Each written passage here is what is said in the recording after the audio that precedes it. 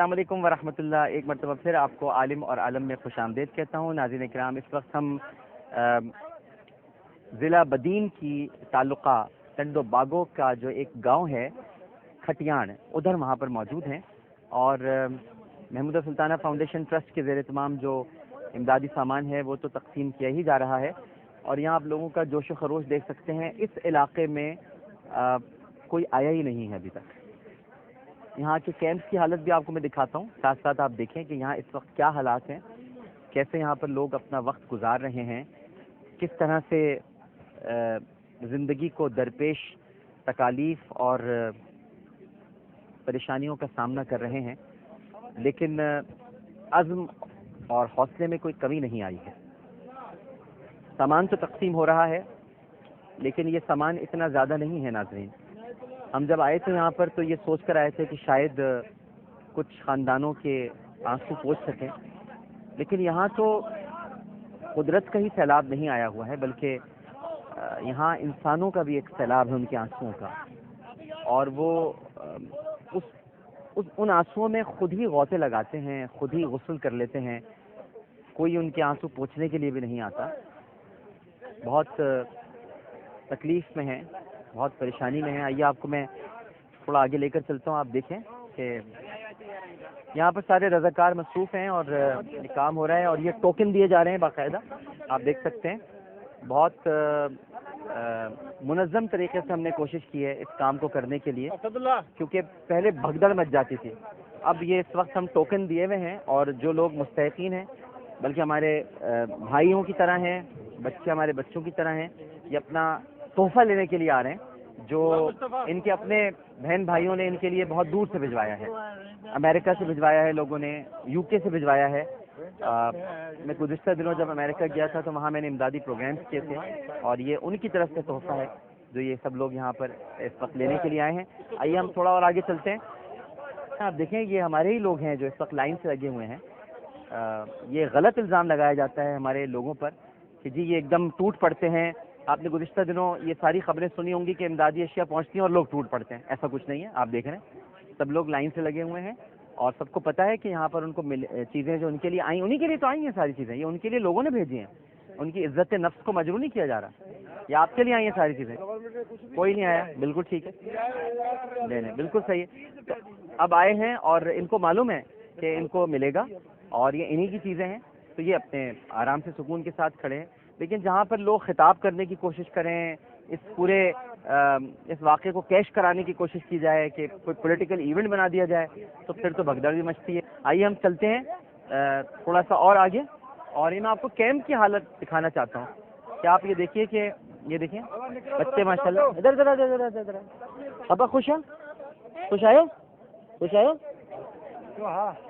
ہاں آ جائیں. آپ یہاں پر دیکھیں ناظرین کرام، یہ لوگوں کا ایک جمع غفیر ہے، اور یہ امدادی اشیاء کے ٹرکس یہاں پر موجود ہیں. ایک ٹرک ابھی یہاں پر کھڑا ہوا ہے، 4 ٹرک ادھر ہیں. اس کے علاوہ 3 ٹرک ابھی ضلع بدین کے اندر امدادی سامان وہاں دیا گیا تھا.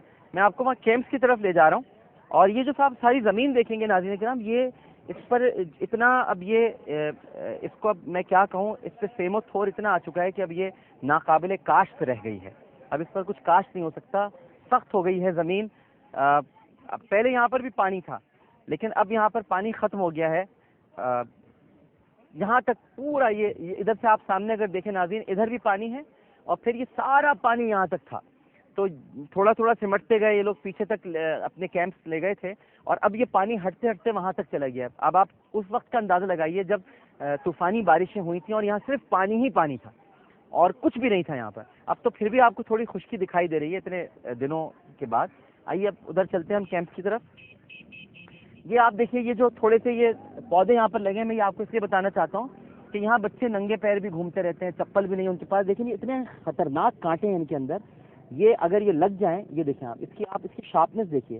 اور یہاں پر کئی بچوں کے لگتے ہیں یہ زہریلے کانٹے ہیں، اور اس کے بعد پھر ان کو سیپٹک ہو جاتا ہے. اب دائرے کے کیا کریں، کیا کر سکتے ہیں. یہاں تو کوئی آ ہی نہیں رہا، ان کے پاس کوئی مدد کے لیے نہیں آ رہا. یہاں پر اگر سیپٹک ہو جاتا ہے، کانٹے لگ جاتے ہیں، تو پھر خود ہی کچھ دیسی دوا دارو کر لیتے ہیں، اور مائیں بچوں کو تھپکیاں دے کر اپنی آغوش میں لے کر ان کا رونا چپ کرا دیتی ہیں. جو کر سکتے ہیں وہ کر رہے ہیں، لیکن میں آپ کو بتا رہا ہوں کہ یہاں کتنی پریشانیاں ہیں. اور آپ زیادہ تر دیکھیں، دیکھیں بچے ننگے پیر ہیں، ان کے پاس چپل بھی نہیں ہے. اس بچے کے پاس چپل نہیں ہے، یہ بیچارہ یہاں پر ایسے ہی پھر رہا ہے. اس کے پاس بھی چپل ہے تو پتہ نہیں کہاں سے آگے، ورنہ عموماً یہاں پر سارے بچے جو ہیں وہ اسی طرح سے ہیں. آئیے آپ کو میں لے کر چلتا ہوں.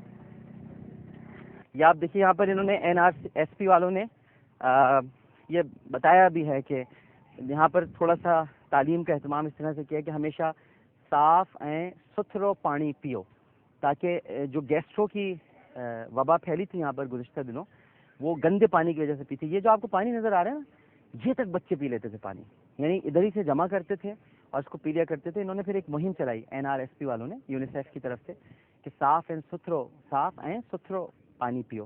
تو اس کے لیے پھر یہاں پر انتظام بھی کیا گیا ہے. کچھ نلکے ہم نے بھی لگوائے ہیں، کچھ نلکے یونیسیف والوں نے اور NRSP والوں نے لگوائے ہیں.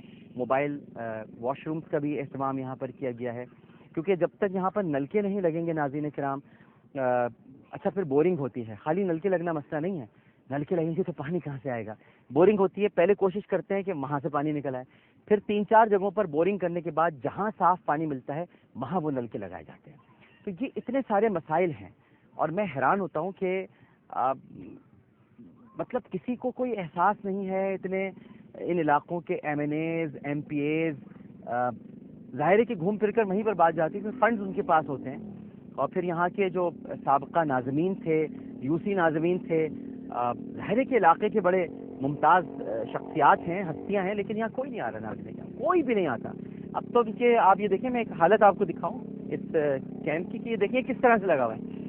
یہ شروع میں دیا گیا ہوگا، لیکن آپ دیکھیں کہ اس کی حالت اتنی خراب ہو چکی ہے کہ اب یہ پھٹ چکا ہے.